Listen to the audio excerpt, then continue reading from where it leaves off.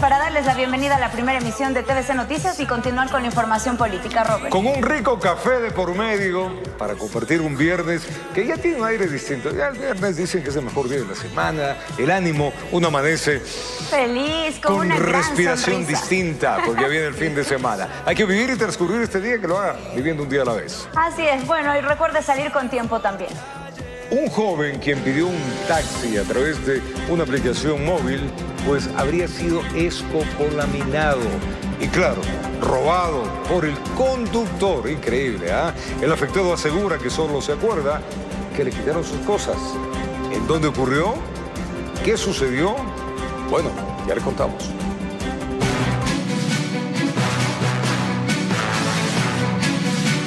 6 de la mañana con 58 minutos. Gracias por su sintonía. Tenemos que empezar contándoles que la reunión de presidentes aliados a la doctrina o política de Donald Trump, que se desarrollará este fin de semana en los Estados Unidos, sería una de las causas por la que Ecuador rompió relaciones diplomáticas con Cuba. Bueno, esto dicen desde la óptica internacional, ¿no? De varios internacionalistas. Uno de ellos, Esteban Santos, al respecto, pues del presidente Noboa, cuestionó que quema los papeles o quemar los papeles en la parrilla, que eso dicen que está dentro del derecho internacional en la Carta de la ONU.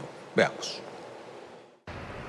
El gobierno ecuatoriano decidió romper relaciones diplomáticas con Cuba este miércoles, expulsando a su embajador, declarándolo persona no grata, así como a su delegación. Hasta el momento no se ha emitido pronunciamiento oficial que sustente la decisión. Y creo que no lo va a haber. En la parte técnica, la Convención de Viena es muy clara, el artículo 9 es muy claro de esa convención de 1961 con respecto a la potestad que tiene un Estado de poder expulsar a otro, declarar no grato a sus representantes diplomáticos, para ser más exactos.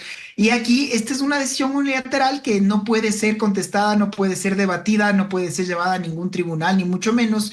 El internacionalista Esteban Santos cree no necesitar más información para saber qué pasa. Yo creo que esto hay que entenderlo desde una primera óptica de lo que va a pasar este fin de semana en Mar-a-Lago, en el estado de la Florida. Hay esta reunión de los presidentes aliados a la doctrina o a las políticas del señor Donald Trump, y esta es una forma de congratularse con los intereses norteamericanos.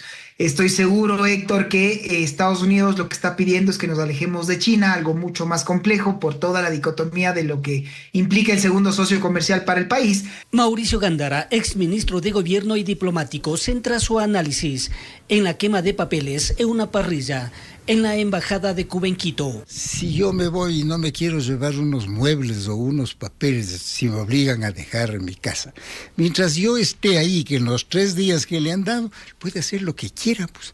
El presidente Daniel Noboa tiene su propia lectura. Lo que han hecho es que se fueron a la terraza en la Embajada de Cuba a quemar un pocotón de papeles. Y hay que dejar algo claro. Todo papel diplomático puede salir en valija diplomática, el Estado no lo puede tocar. Si fuesen documentos importantes diplomáticos, eso tiene que... ¿Y por qué quemar un documento importante? Exacto, capaz no eran documentos diplomáticos, capaz era otra cosa. La pregunta es, ¿qué pasará con las personas que necesitan realizar trámites? Lo normal es que otro país se haga cargo de los intereses de Cuba en este caso, ¿no es cierto?, para que pueda representarlas en las relaciones más bien de tipo consular. Ya será decisión soberana de Cuba si es que puede ayudar a través de un tercer país seguro, que es lo que hacemos nosotros con Suiza en el caso de México. Lo único claro es que empezaron a correr las 48 horas que tienen como plazo para abandonar el país, informó Héctor Romero. Estados Unidos firmó un acuerdo de seguridad con cerca de 20 países de América Latina para fortalecer la cooperación en la lucha contra el narcotráfico y otras amenazas regionales. El pacto fue impulsado por el secretario de Defensa estadounidense Pete Hegseth, quien destacó el compromiso de actuar conjuntamente frente al denominado narcoterrorismo. Ecuador se sumó a la declaratoria a través de sus autoridades, entre ellas el ministro de Defensa Giancarlo Lofredo, además de representantes de la Cancillería y el Ministerio del Interior. La cita se considera la antesala de la cumbre Escudo de las Américas, que será encabezada por el presidente Donald Trump en Miami con mandatarios aliados, incluido el presidente de la República del Ecuador, Daniel Noboa. Y en la información nacional, el objetivo del toque de queda desde el 15 de marzo es una captura masiva de bandas dedicadas al sicariato y la extorsión. Así lo confirmó el presidente de la República, Daniel Noboa, durante una entrevista en Guayaquil, donde aseguró que en la zona 8 los índices de los delitos han bajado en un 45%. En Guayaquil no habrá tregua ni olvido con los grupos de delincuencia organizada, afirma el presidente. Desde la intensificación de la mano dura, dice, los índices han caído en un 45%. Se puede ver también que el Estado ha entrado con todo al DMG, que es Guayaquil, Durán y San Borondón, y se refleja en los números. Hay una pregunta interesante que hacemos en unas mediciones semanales, con tres encuestadoras diferentes, que siempre es ¿cómo ve que está el país? El 60% dicen, uy, no, está mal, la cosa está dura, la cosa está difícil. Pero cuando la pregunta cambia, porque hay una repregunta ahí sobre ¿cómo está usted y su familia? El 60% en cambio dicen que está bien. Es parte de todas las acciones que se articulan con la cooperación de Estados Unidos y Europa, ahora que se les viene la noche. Desde el 15 de marzo. La mayoría de los asesinatos no son a las 2 o a las 3 de la tarde. Cuando hay gente conectada a bandas o gente conectada pues a grupos de narcotráfico, se toman los tragos y a las 11, 12 de la noche se ponen medios locos y ahí empieza el relajo. Pero a los vacunadores estamos dándoles cacería. En los ríos se ha reducido significativamente las muertes violentas, así mismo con las extorsiones. Estamos ahora atacando la extorsión rural. Que si se pasa viajando no es por turismo, sino para apuntalar lazos comerciales con las potencias del mundo. Tenemos prevista la firma del acuerdo comercial con Estados Unidos el 13 de marzo. Eso se logra con los viajes, eso no se logra con una llamada por Zoom o por un WhatsApp. En el caso de Emiratos, de hace 5 o 6 años el comercio era menos de $500 millones entre los países, hoy en día es 2.500. Sobre la salida de la delegación diplomática de Cuba, que tiene plazo hasta el viernes, no dio detalles de las causas, sí del humo que empezó a salir de la azotea de la embajada. Bueno, yo no sabía que parte de la dieta cubana era pues cocinar papeles. Todo papel diplomático puede salir en valija diplomática, el Estado no lo puede tocar. No creo que sea nada positivo si es que andaban quemando toneladas de papeles ahí arriba en la terraza. Destacó la entrega de los créditos hipotecarios Miti y Miti a través del Ministerio de Infraestructura, Transporte y Vivienda. El Estado está subsidiando $500 millones para que la gente, para que los jóvenes, para que las familias puedan acceder a una vivienda.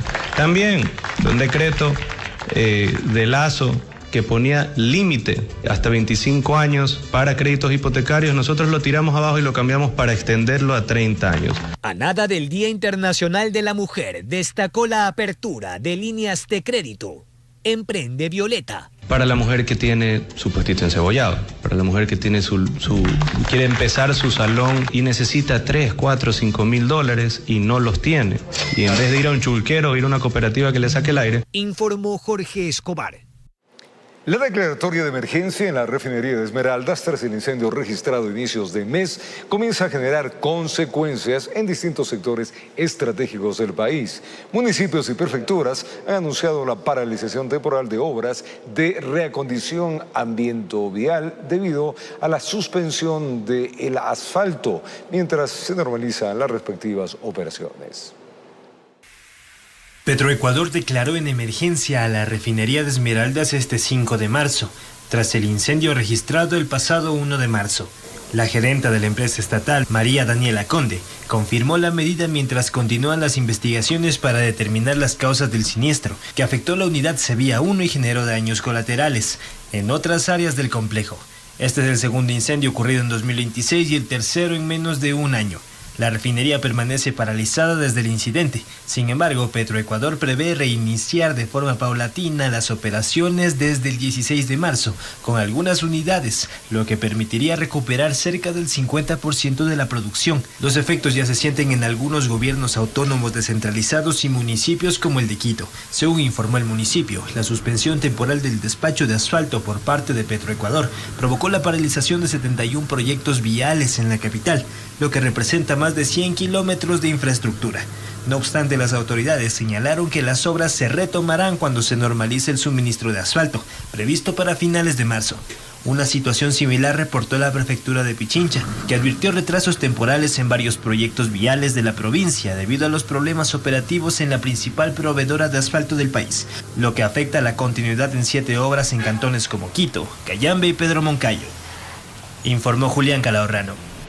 Inspecciones del Ministerio de Trabajo en el municipio de Quito y la prefectura de Pichincha terminaron con una denuncia presentada en Fiscalía por presunta agresión a un inspector y la destrucción de los registros. El ministro Harold Burbano cuestionó el uso político de los funcionarios en las marchas contra las reformas al COTAD.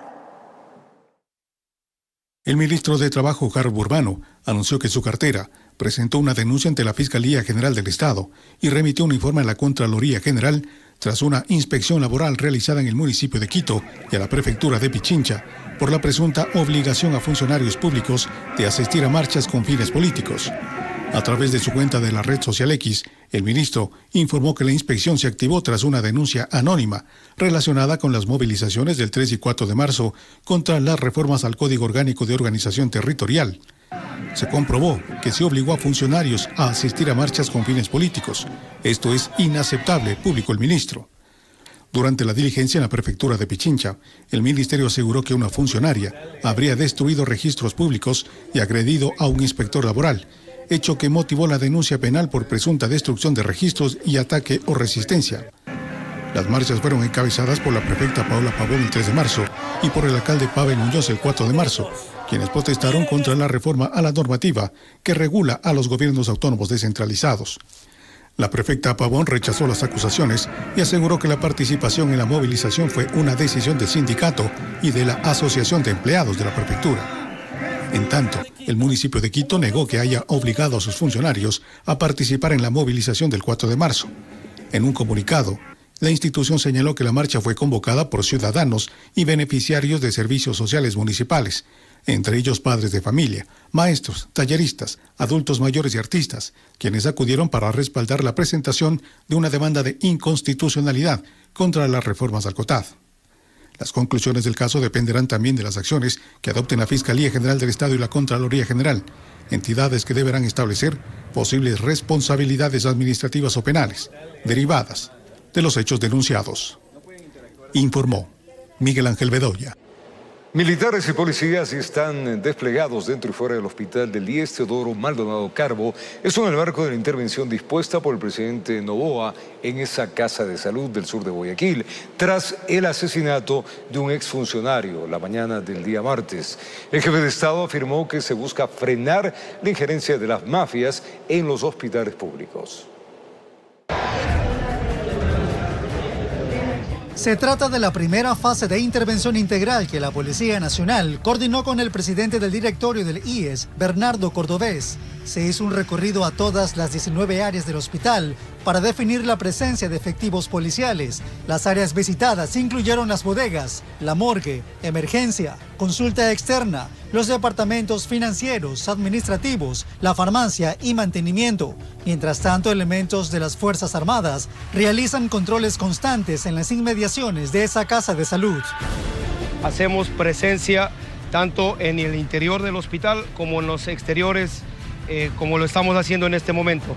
En los exteriores realizamos operaciones CAMEX, control de armas, municiones y explosivos con aproximadamente 30 efectivos por cada turno de manera permanente durante todas las 24 horas del día, y en el interior tenemos también una personal de una patrulla completa haciendo recorrido en todo el interior del hospital. Nosotros vamos a actuar con contundencia en todos los sectores que son de responsabilidad de Fuerzas Armadas. El presidente Daniel Noboa, en una entrevista radial, ratificó que esta intervención busca frenar la injerencia de las mafias en el sistema de salud pública. Hemos parado y se ha parado muchos de los procesos, especialmente contratos de limpieza, donde hay gente muy sospechosa involucrada, y lamentablemente a un funcionario nuestro eso le costó la vida, porque no es solo un tema de salud, es un tema de corrupción. Ayer la gobernadora de Manabí me manda una foto que justamente había ido a un centro de salud Iba, veía a unas personas que iban a pedir una medicina específica y los mandaban de vuelta. Se metió a la bodega, sí había las medicinas. La decisión del jefe de Estado, tomada mediante el decreto ejecutivo número 318, dispuso que el Ministerio de Salud Pública, en su calidad de Autoridad Sanitaria Nacional y ente rector del Sistema Nacional de Salud, asuma de manera directa la administración del hospital durante el periodo de intervención y designe a un interventor que lidere este proceso. La intervención tendrá una duración de 180 días. Mientras tanto, los usuarios que acuden a ese sanatorio tienen opiniones divididas respecto a la atención durante esta intervención. No, yo todo veo normal. Contraste que vaya a comprar para hacérmelo 2 exámenes, 2 y el que está acá, y soy de oncología. Sí, no me quejo, si me atendieron bien, estoy lista hasta para que me operen. Hacen venir que el paciente esté en ayuna 2 días, porque es un examen minucioso que le iban a hacer a mi hermana. Al rato la hora que no hay reactivo, que no hay para hacerle el examen. Excelente, excelente. Informó Wilber Quiñones. Tras la luz verde de la Corte Constitucional, la propuesta del expresidente Lucio Gutiérrez buscaría reducir el número de asambleístas. Los analistas Francisco Rocha y Mauricio Alarcón explicaron que hay 2 caminos para concretarlo, aunque el más opcionado sería una consulta popular. La Corte Constitucional se pronunció sobre 4 propuestas del expresidente y exasambleísta de Sociedad Patriótica Lucio Gutiérrez, entre ellas la reducción del número de asambleístas, ajustando el número de habitantes necesarios para un escaño adicional. El organismo resolvió que se podría tramitar vía enmienda. Para Mauricio Alarcón, el director ejecutivo de la Fundación Ciudadanía y Desarrollo, aunque la Corte haya dado luz verde al trámite, la propuesta difícilmente prosperaría, pues anteriormente 2 iniciativas similares ya fueron rechazadas en consultas populares impulsadas por el expresidente Lasso y el presidente Noboa. A mí me queda claro que si alguien quiere reducir el número de asambleístas, la vía de la enmienda es la que se debe utilizar.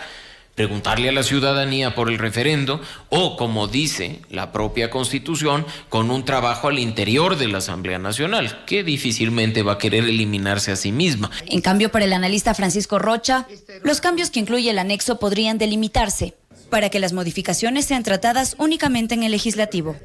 Que se presente el proyecto de ley en la Asamblea, en donde se modifique el cálculo de representación y se da trámite. Agilitar una consulta siempre es más fácil. Ahora, lo difícil ahí es el recoger las firmas y que la gente se motive a recoger las firmas. Sostienen que todo dependerá de si el expresidente Gutiérrez decide liderar este proceso. En ese caso, el camino sería por consulta desde la iniciativa ciudadana y que convendría agilizar el trámite para iniciar cuanto antes el proceso formal. Responsabilidad por parte de las autoridades que ya tienen en el radar una fecha para un proceso electoral, febrero de 2027, las elecciones seccionales, y por último, para evitarnos un doble gasto, empatar si se va a hacer efectivamente esta consulta al país sobre las facultades del Consejo de Participación, que se lo haga definitivamente en esa fecha, ¿no? La discusión sobre el número de asambleístas vuelve así al centro del debate político entre quienes buscan una mayor representación proporcional y quienes defienden mantener la estructura actual, informó María Mercedes Granda. Más de 102 millones de dólares le costará al país las elecciones seccionales del Consejo de Participación Ciudadana y Control Social en este 2027. El Consejo Nacional Electoral aprobó el presupuesto y también el plan operativo. Veamos. Tras la aprobación, el pasado 14 de febrero, del inicio del periodo electoral para las elecciones seccionales y de los miembros del Consejo de Participación Ciudadana y Control Social 2027, este jueves, el Consejo Nacional Electoral aprobó el plan operativo, presupuesto, disposiciones generales para la administración del mismo y directrices. Los artículos 219, numeral 1 de la Constitución y 25, numeral 1 del Código de la Democracia establecen como funciones del Consejo Nacional Electoral de organizar, dirigir, vigilar y garantizar de manera transparente y eficaz los procesos electorales. Serán $102.365.407.35, de cuya cifra el mayor rubro, más de 37 millones, corresponde a talento humano, 13 a papeletas y documentos electorales y 9 al fortalecimiento tecnológico. Es importante destacar que la estimación de un presupuesto no compromete que ese sea el gasto definitivo el cual tendrá que realizar la institución para llevar adelante el proceso. Es un presupuesto, es una estimación de gasto. Y la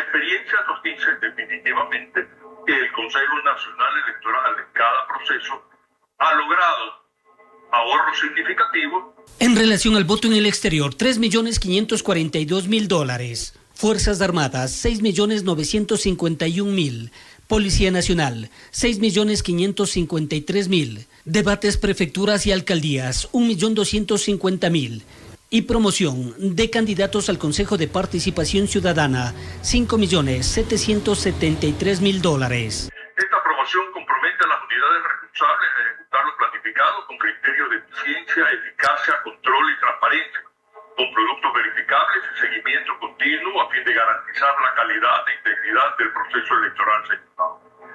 Para la campaña de información ciudadana, cambios de domicilio, incentivos al voto, motivación a miembros de las juntas receptoras del voto, notificaciones a los mismos en las delegaciones provinciales, circunscripciones territoriales y difusión de hitos, $3.552.000, informó Héctor Romero. 7 de la mañana con 25 minutos. Es un gusto continuar informándoles y les contamos que un joven quien se movilizaba en un taxi con destino al sector de Buenos Aires, en el norte de la capital, fue víctima de un robo. Según las declaraciones del afectado, el conductor le quitó sus pertenencias, aparentemente le habría escopolaminado, porque después de ese momento no recuerda nada más de lo sucedido.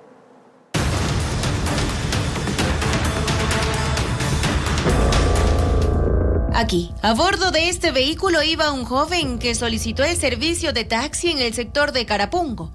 Al llegar a su vivienda no recuerda con claridad lo ocurrido, pero se bajó ya sin celular y el dinero que minutos antes había retirado del banco correspondiente a su mensualidad. Y usted coja un taxi y ya esté en la puerta de su casa, le roban. Entonces sí, nos sentimos vulnerables en este sector. Y sí pediríamos también que haya más control. En el video se observa cómo el vehículo se regresa a toda velocidad. La familia presume que habría sido escopolaminado, por lo que presentó síntomas como desorientación y pérdida parcial de la memoria. Más seguro estamos es que le hicieron dormir porque él no reacciona. Hasta el día de hoy, estamos hablando desde el domingo en la noche para acá. Es que reaccionó hoy en la mañana, ya está más o menos. Entonces suponemos que le hicieron algo, le hicieron dormir o algo. La familia del joven se mostró preocupada. Señalan que la situación pudo haber escalado a consecuencias mayores. Por ello piden más controles. Moradores del sector de Buenos Aires, en el norte de la capital, también expresaron su inquietud. Indican que el barrio cuenta con un UPC cercano, el cual, según afirman, fue habilitado con recursos gestionados por la propia comunidad. No obstante, aseguran que muchas veces no se abastece por la falta de personal policial. Todos en comunidad hemos trabajado para que se pueda otra vez reaperturar el UPC, pero también tenemos la novedad de que no siempre están aquí, porque ellos tienen que estar también en el sector de San Isidro del Inca, en el Edén, porque también sabemos que el del Edén está cerrado. Recuerdan que anteriormente organizaban rondas de seguridad comunitarias para frenar la delincuencia, pero incluso uno de los moradores fue víctima de sujetos que se movilizaban en motocicleta y lo amenazaron. Fui agredido por uno de los motociclistas que estaba siendo dirigido por un delincuente que vino directamente hacia mi persona y ocasionándome una caída brusca, y los cogimos. El momento que los cogimos con la Policía Nacional, encontramos de que en la moto el tipo que estaba cargado una mochila estaba con sustancias sujetas a fiscalización. Informó Ailis Morán. Este puede contarles que un hombre de 52 años de edad fue asesinado en el interior de un hostal en San Pedro de Toabada. Según las autoridades, sujetos quienes se movilizaban en una moto ingresaron por la parte posterior de este inmueble y lamentablemente, como de costumbre, victimaron a este ciudadano. Miremos. El hecho llenó de zozobra a los habitantes de San Pedro de Taboada, en el Valle de los Chillos. Un hombre de 52 años de edad fue asesinado en el patio de un hostal.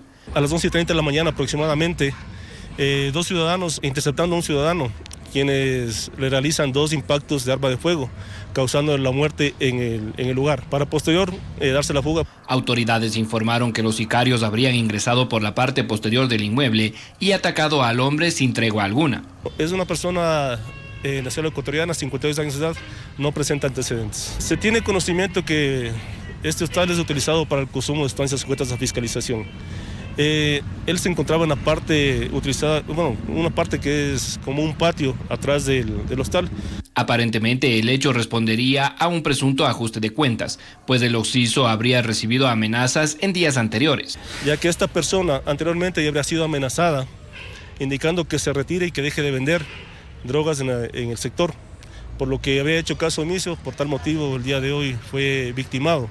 Elementos de criminalística y DINASED realizaron las investigaciones pertinentes para identificar a los atacantes, mientras que de forma paralela se efectuó un operativo en las zonas aledañas al lugar con el fin de recabar la mayor cantidad de indicios. Bueno, como Policía Nacional hemos realizado 212 operativos focalizados en las zonas rojas del distrito Rumiñahui y Mejía, 16 mega operativos, 16 CAMEX, operativos conjuntos con Fuerzas Armadas, y 16 operativos Pandoras, dirigidos a desorganizar actividades delictivas en espacios ilícitos. Informó Mauricio Sánchez. La Secretaría de Seguridad de Quito lanzó Data Hub, una nueva plataforma que va a permitir medir delitos y zonas conflictivas para fortalecer la coordinación con la Policía Nacional y mejorar la seguridad ciudadana en nuestra ciudad.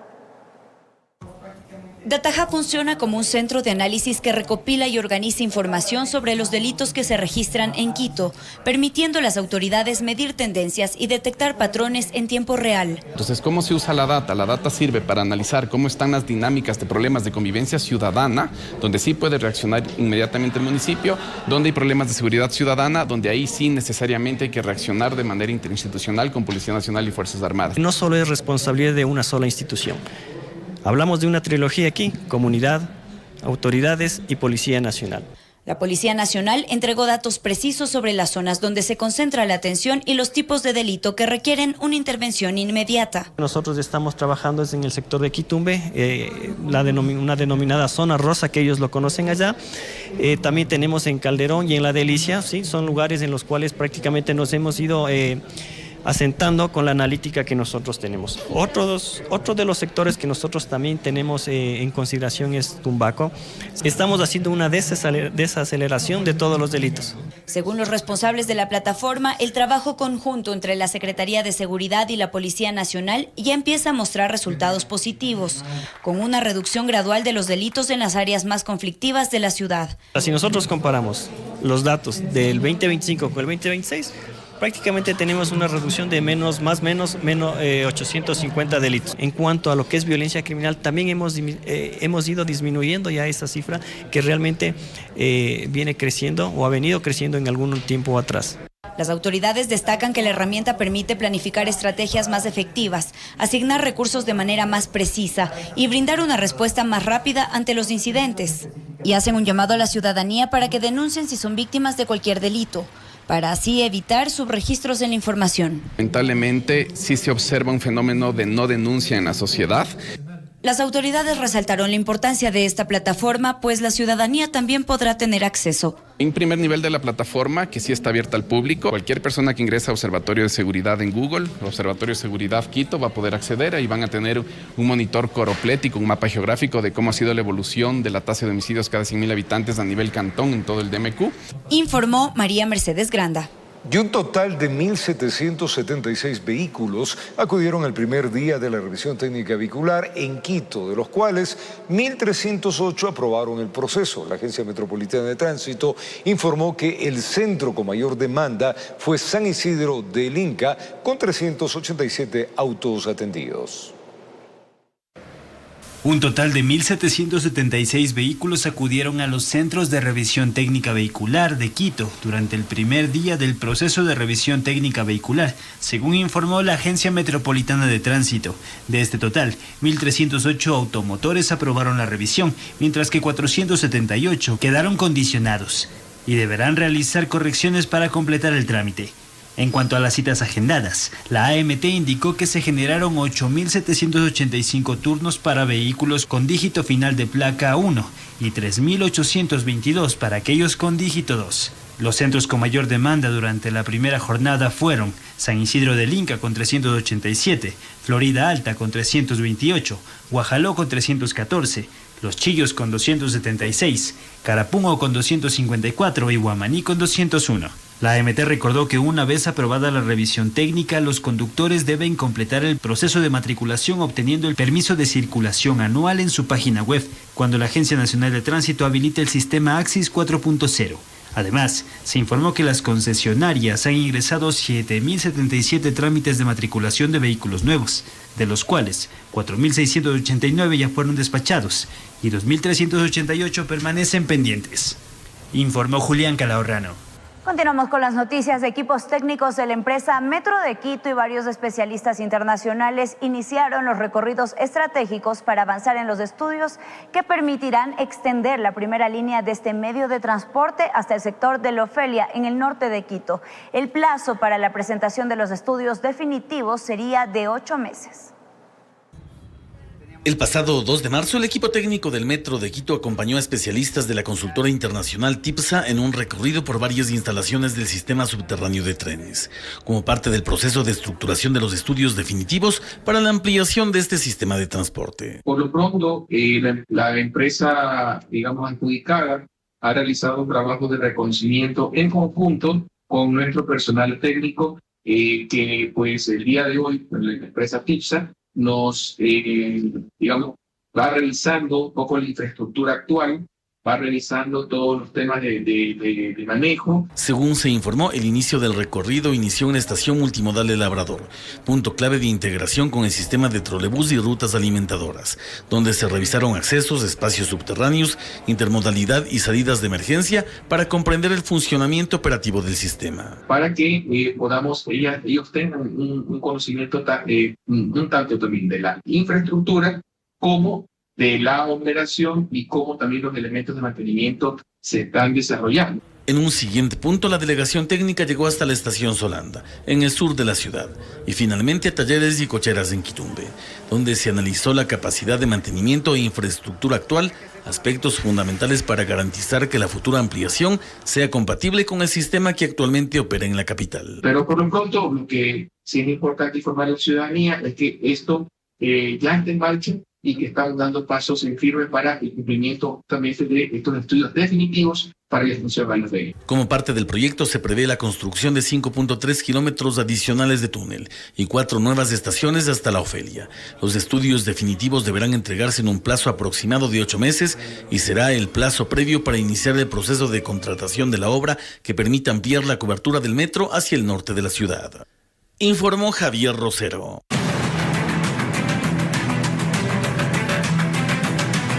Llueve en toda la ciudad, todo el país, 7:37 de la mañana. Y claro, con este invierno fuerte que está cayendo en el Ecuador, las vías son anegadas. Ejemplo, Juján-Babahoyo se volvió a inundar debido a esta temporada. Los usuarios de la ruta deben alquilar grúas para cruzar, mientras que los habitantes del sector se las ingenian para salir a la vía, sobre todo a la carretera principal. Miremos.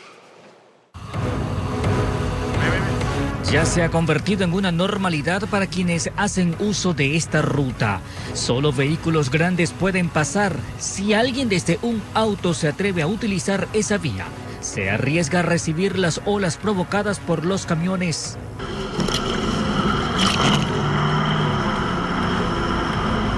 En la carretera E25, conocida como la vía Juján-Babahoyo, una vez más, la fuerza del invierno ha hecho que los ríos de la zona desborden, provocando la inundación a lo largo de 4 kilómetros. Quienes viajan en autos pequeños deben alquilar grúas grandes o plataformas aladas por tractores. Pagan $20 y de esa forma se trasladan de un punto a otro. Los buses que cubren rutas entre Babahoyo y Juján prefieren no desafiar las aguas y solo llegan hasta donde inicia la zona inundada. De allí en adelante, a los ciudadanos les toca cruzar en tractores, en camiones y hasta volquetas a cambio de $1. La peor parte la llevan quienes habitan en zonas aledañas a la carretera. Aseguran que son de 3 a 4 meses bajo el agua. A ellos les toca alquilar canoas para trasladarse hasta la carretera. En este caso, las embarcaciones cobran 50 centavos. No hay otra alternativa mientras no se solucione este problema de la vialidad. Todos los años es el mismo problema. ¿Cómo hace ahí? Ya, aquí voy a ver si que hoy el señor parado ahí para que me cruce. Y también allá adentro también hay señores, digamos, con discapacidad. Así digamos que se hacen diálisis, no pueden salir porque el muro se nos va a pique. Pero hay quienes optan por caminar y abrirse paso en medio de las lechugas que vienen junto a la inundación. Ese es el caso de Don Barahona, quien nos cuenta que lleva décadas en el barrio La Chala, en el cantón Babahoyo. Pero esta crecida de río se siente recién desde hace 5 años. Ahí vivo ya como 30 años y no me he inundado tanto y va como 5 años que me voy yendo a pique. Por ello hacen el llamado a las autoridades para ejecutar obras, sobre todo en época seca, para evitar estas afectaciones. Pero para allá donde nosotros vivimos, para el campo, ya tenemos más de mes y medio más o menos. De Juján para arriba, vía La Providencia. Las casas por allá casi la mayoría están a pique por ahí. No ha habido un plan hidráulico que solucione estos problemas que anualmente se están presentando. Informó José Morales. La emergencia por la temporada invernal continúa golpeando a la provincia de Los Ríos. Varios cantones allí se encuentran anegados y el agua ha ingresado a las calles, a las viviendas, afectando a miles de familias.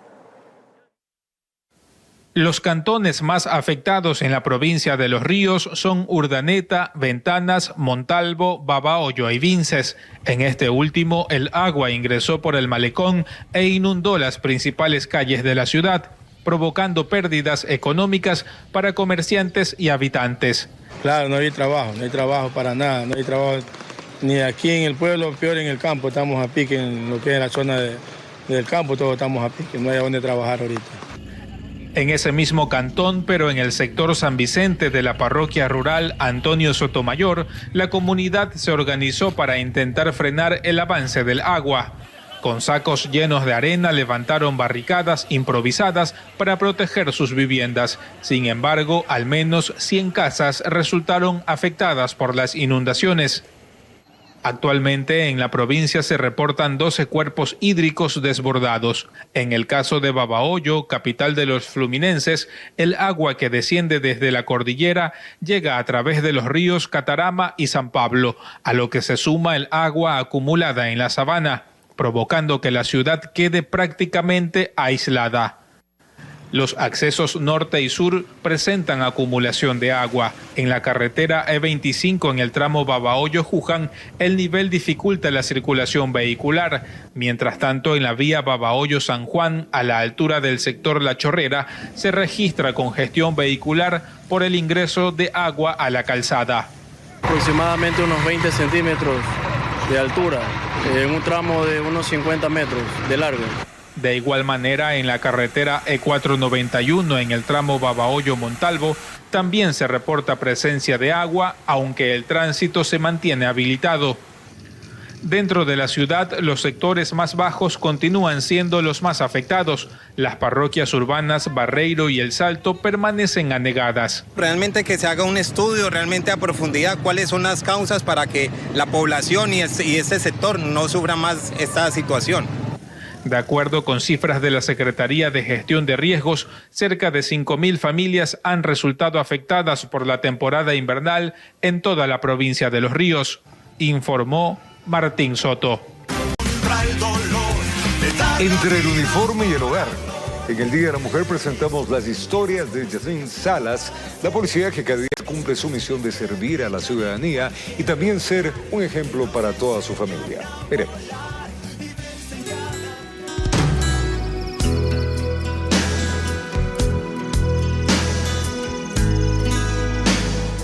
Mientras gran parte de la ciudad aún duerme, Yasmín Salas se prepara para iniciar una nueva jornada. El uniforme, el equipo y la responsabilidad de velar por la seguridad de la ciudadanía forman parte de su rutina diaria desde hace una década. Pero detrás de la servidora policial también está una mujer que al terminar su turno vuelve a casa para cumplir otro rol igualmente de importante, el de madre y esposa. Cuando un sueño se termina. La historia de Yasmín refleja la realidad de muchas mujeres que han encontrado en el servicio público una vocación de vida. Desde hace 10 años forma parte de la Policía Nacional del Ecuador.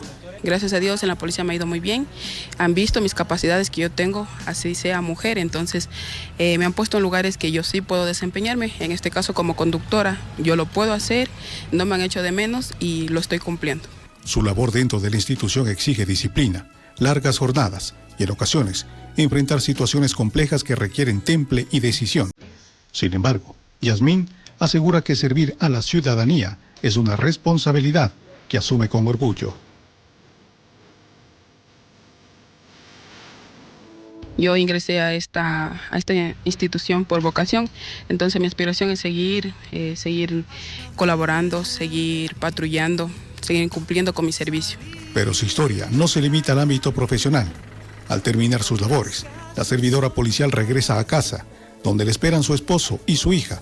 Allí, cambia el uniforme por el papel de madre y compañera de vida, buscando siempre equilibrar las exigencias de su trabajo con el tiempo que dedica a su familia.